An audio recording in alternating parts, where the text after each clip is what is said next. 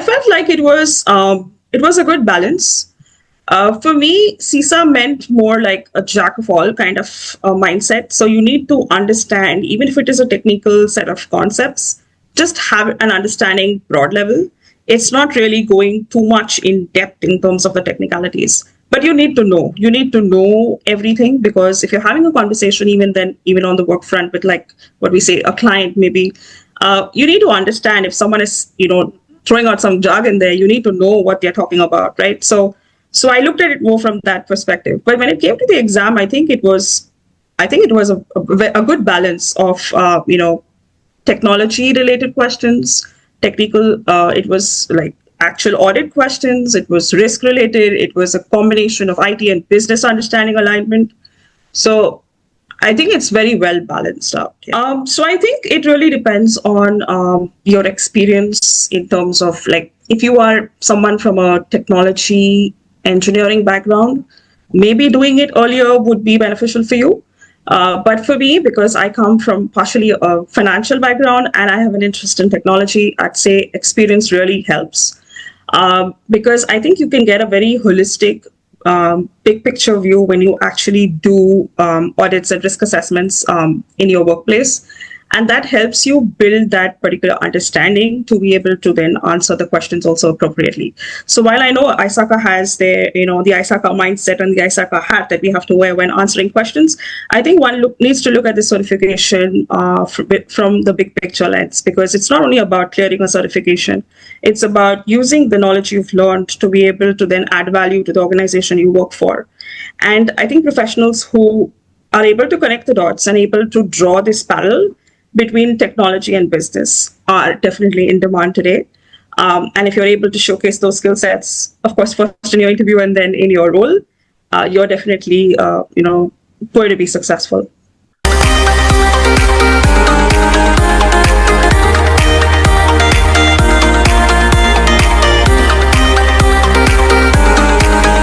Hello everyone, welcome to CISA-This-Much. This is Aditya, and today we have with us Marushka. She has recently qualified CISA. Marushka, first of all, heartiest congratulations for qualifying CISA in the first attempt. Before we ask you any question, how does it feel, qualifying this exam, and that too in the first attempt? Thank you so much, Aditya. I think I credit this success definitely to you and your, incredible team, because I think that a lot of this success is attributed to the very detailed videos and the detailed set of last day revision notes, as well as a lot of the practice questions that really helped, master the content to be able to then crack the exam. It feels great, of course. Another, certification to my credit, and I took the CISA test last year, and then this year was CISA. So there's definitely, I see certain advantages of doing these certifications, and then also the impact that it has in our professional lives. All right. And we always say that, it's always equal effort. So even you have put in your efforts and you would like to know about a journey and everything. So before you ask any question, can you please introduce yourself, your background, and what made you choose this certification, CISA? Right. So I'm currently a technology audit and risk management professional. I've around 10 plus years of work experience. CISA was something that I always considered something needed, of course, definitely as another credential, because it's always good to have like something attesting your experience and knowledge. And I felt like that was something that CISA would give me. Of course, in addition, so the pay rise is one part of it, but it's also about having that very holistic view, the big picture view, which I think the certification definitely gives us. Thank you for the introduction. I have one question for you. Like a lot of people ask us this question, like, should I first gain the experience or should I first go for a certification? Like after doing my certification, because, in India, there's a culture that, let's first finish the education. Like, I have done my graduation, I've done my post-graduation. Let me just finish, all the certifications and everything, and then let me, choose my career and now. Or is it good that, first you should work and, then understand, okay, whether I'm, getting the interest in this field, and then accordingly do the certification. And also, like, what you feel like, in today's market, like what employer is looking for, because you might be having experience, like, what are things they look for, in a candidate when they, give the job opportunities, like do they want certifications first for these IS audit roles, or is it like they look for the knowledge and they look for the interest? So I think it really depends on your experience in terms of, like, if you are someone from a technology engineering background, maybe doing it earlier would be beneficial for you. But for me, because I come from partially a financial background and I have an interest in technology, I'd say experience really helps. Because I think you can get a very holistic, big picture view when you actually do audits and risk assessments in your workplace.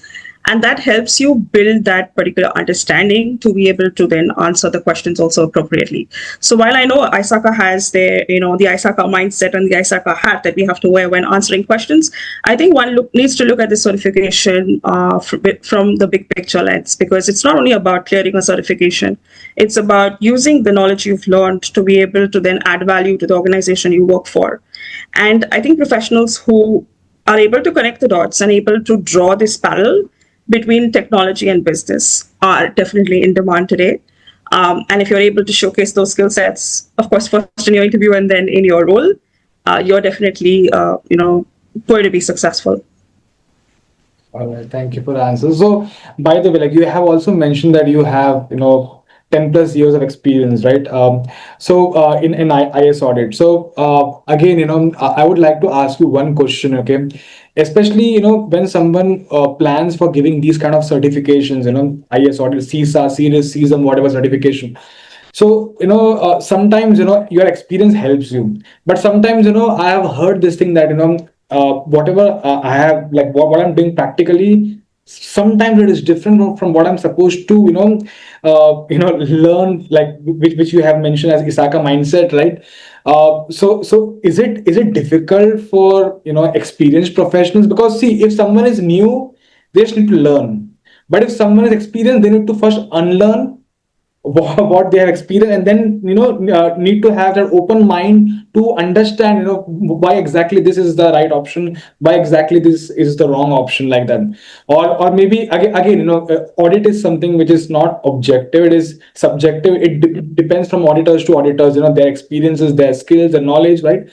So one answer for everything, maybe or may not be possible. But then when it comes to passing the exam, you need to have that mindset, because in exam they can't have multiple answers, right? So they you need to come down to that one answer. So like, was it difficult, or is it like manageable?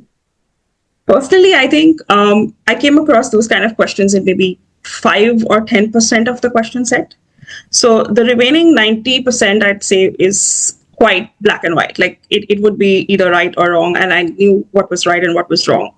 But for the remaining 5 to 10%, yes, I'd say sometimes in real in on and actually in the profession we do it differently, and what ISACA is suggesting as the correct answer may not be the correct answer, because reality is different. Like working in a professional field is different compared to actually taking an exam like this, right? So I think it was just about 5 to 10%, and for that, I'd just practice and know. Then beyond a point, I mean, once you keep practicing, I think okay, this is what they expect the answer to be.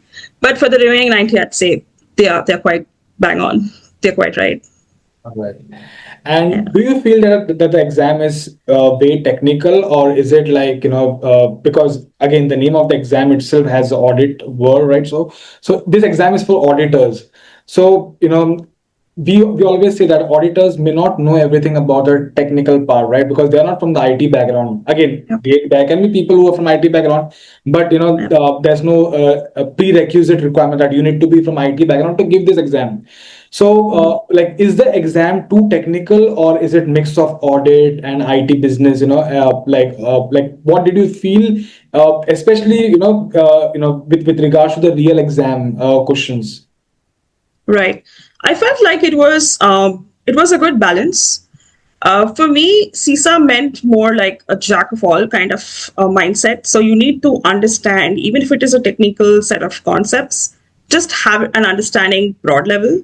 It's not really going too much in depth in terms of the technicalities. But you need to know. You need to know everything, because if you're having a conversation, even then, even on the work front with, like, what we say, a client maybe, you need to understand if someone is, throwing out some jargon there. You need to know what they're talking about, right? So I looked at it more from that perspective. But when it came to the exam, I think it was a good balance of technology related questions, technical. It was like actual audit questions. It was risk related. It was a combination of IT and business understanding alignment. So I think it's very well balanced out. Yeah. Completely agree with your answers. In fact, even I keep on saying this, that you need not be expert in everything, but you need to be jack of all. Like, you need to understand almost. Yeah. And that's the reason, even the syllabus is huge. Like, there are a lot of other IT certifications where syllabus is not as huge as what CISA has. Because CISA is like, Hmm. now after this new changes which they brought in last year, again Yeah. they have introduced a lot of things, additional things. And again, maybe within next 1 or 2 years, they might be having plans to again bring some new other things, right? Yeah. So but the reason why this is important is that, as an auditor, at least you must be having the basic understanding of everything. Like, no, nobody is expecting from you to be knowing, like, be the expert of everything. But then when you're talking, or when you are in a job, like, you should not go blank, like, I don't understand what exactly are we discussing about. So that's the reason that the syllabus is huge. Again, when I'm saying the syllabus is huge, like, how did you cope up with this huge syllabus? Because I understand it's not just about learning things, learning the concepts. It's also about solving the questions. It's also about doing the revision. It's also about and not just one time revision. I always say that you need to Hmm. revise it multiple times. And again, since you're a working professional, like, how you used to manage your time and everything. Right. And yeah. Yeah. So in my case, what I did was, I'd say my preparation was about, full fledged, you can say 3 months. But larger scale, I would say maybe 6 months prior. Uh, Broad level, while traveling, an hour to and from work, 1 hour to work, 1 hour from work, I'd use that time to study. And I think your app really was helpful, because that's really easy to just listen into, your recordings and, grasp concepts. Uh, so definitely about 2 hours per day on weekdays during the office week. On weekends, it would be a good, I guess, 6 to 8 hours. So literally spending that much time to, master concepts, practice tests. And I didn't only honestly refer to your resources. I also did one read of the ISACA review manual, as well as I did all the questions of the QAE. Besides that, I think ISACA has the forum, which has question of the day as well, which I also was practicing on a daily basis. There was also another resource that I was using, which was another app, which had like 10 questions per day, which was something that I would do as soon as as soon as I completed my morning tasks before leaving for office. So that was the level of consistency and preparation that went into this. I think it's important also to understand that when you're studying for a certification, it's not only about passing an exam. Like I said earlier as well, it's about learning and telling yourself that this is what I'm learning for the long term.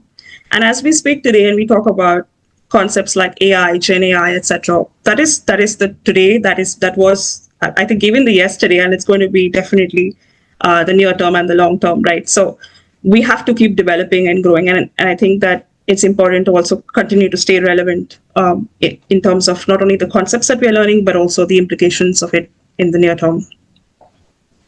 Yeah. All right. And about the amendment part. So since you have mentioned that a lot of amendments, AI, ML, Yeah. like, in fact, like, I always say, most of the amendments, I would say 80% of the amendments are from domain number 5. Rest, Hmm. the limited changes were there in the other domains from 1 to 4. So, Right. like, was it difficult for you to go through, because it's a huge amendment? And what I feel, when I was making these lectures and all, see, there's a shortcut that we can just focus on what's, because almost all the amendments, even the domain number 5, was just like in few lines they used to explain the changes. But however, since most of the people are from the non-IT background, right? So I felt that if at this stage, because right now, if it's amendment for you, it's amendment for the world. It's not something new only for you, it's new for everyone, because this is Right. something which we have, like, for example, we studied about quantum cryptography and all Mhm. that. So this is actually new. It's not just new for you, it's new for everyone. So I think Right. this is the moment wherein we can slightly go deeper and understand the basic foundation. Because Right. afterwards, after 2 to 3 years or 5 years down the line, when a lot of new information will come in this areas, you'll not go blank. You'll be having at least Right. the basic foundation. And I think that foundation is very important for you to be learning more about those areas in the future. So this was my like understanding when I was recording. So do you feel that that's important, or is it like, because again, how many questions you felt were asked in the exam from the new changes? Because even till date, whenever I take interviews, people say that okay, hardly 10% was asked in the exam. So if that's the case, so even now 85 to 90% of the questions are being asked from the old syllabus, right? So but that doesn't mean that the new changes are not important. So I just want to know your perspective on this. Okay, perfect. Yes. So I was saying that I completely resonate with what you mentioned, and it's like for me in the exam, about 20% I think of the questions were on emerging technology risk areas, including but not limited to AI, generative AI, cloud computing. In fact, a question even on virtual reality, augmented reality, which I personally did not expect to see. But I think it's a good thing because it kind of also then elevates the certification to the level that what is required by organizations today. And being a professional also working in this space, I have recently also worked on audits in led audits in generative AI and cloud. So I think that it's useful to have this elevated certification now, which definitely showcases not only understanding of the areas but also applications in real world scenarios. So I think it's really good that ISACA is leveling it up and taking it a step higher. All right. Thanks for the answer.